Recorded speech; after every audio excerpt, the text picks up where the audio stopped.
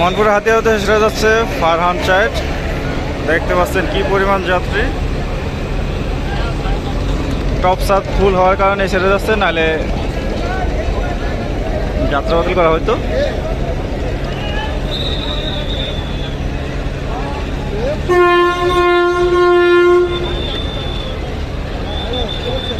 এক পাশ কায়িত হয়ে গেছে ফারহান চাইট লঞ্চ।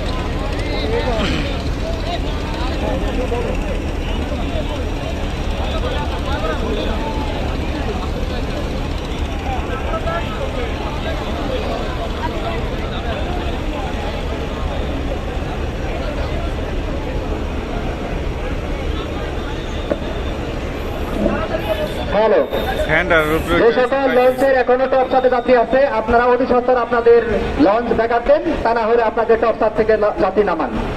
তা না হলে প্রত্যেকটা লঞ্চের বিরুদ্ধে আইনগত ব্যবস্থা নেওয়া হবে এবং জরিমানা করা হবে। সদরঘাট নদী বন্দরে যেসব লঞ্চের এখনো টপ সাথে যাত্রী আছে